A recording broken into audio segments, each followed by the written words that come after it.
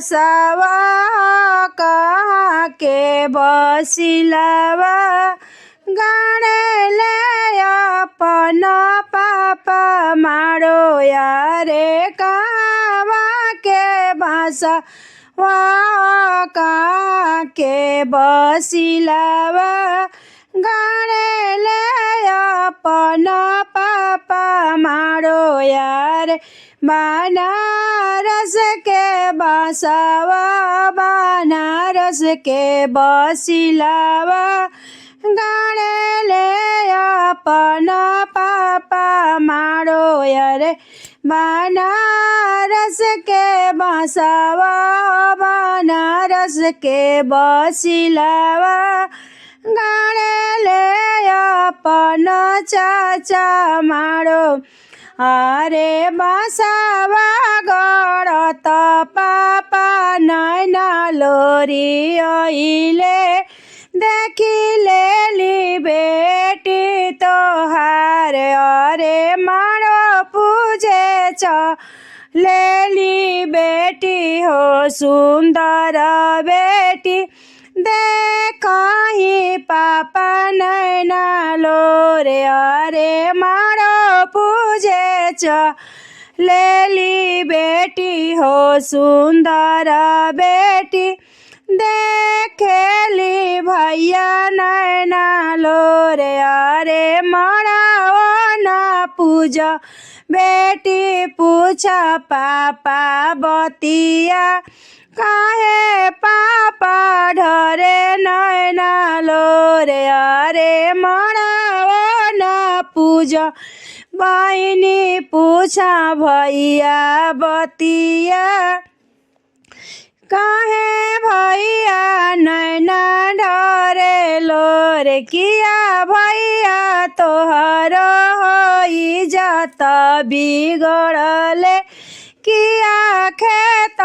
गईले बिचाय रे किया तरे पापा इजत बिगड़ले किया खेत गईले बिचाय रे किया तरे पापा कर जा बहुत भइले नया ना ढरेला तोरे लोर आहे किया भैया तोहरे हो कर जा बहुत भइले नया ना ढरेला तोरे लोर नहीं मरे बेटी इजत बिगड़ले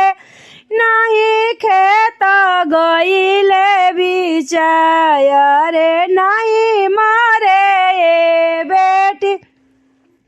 कर जा बहुत भइले तोरा लागी नैना ढरे लोर अरे तोहा के जन्म से बेटी दूधवा से पलनी पलकावा में तोहा के सुताय रे अइहा जान गाँव से दूल्हा कौन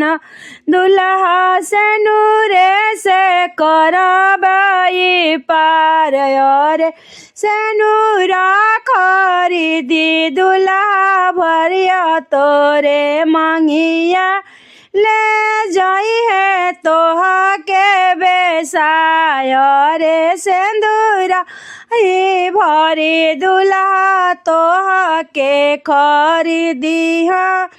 ले जाइहा तो के बड़ी दूर यारे इहे सोची के बेटी नैना ढरे लोरिया अब बेटी भइली दूल्हा माया रे इहे सोची के भैया बहिनी नैना ढरे लोरिया अब बहिनी भइली बिरान रे कहवा के हउए हो बस बसवरिया कहवा में मरवा गड़ायो रे कहाँ वहाँ के हउए हो बस बसवरिया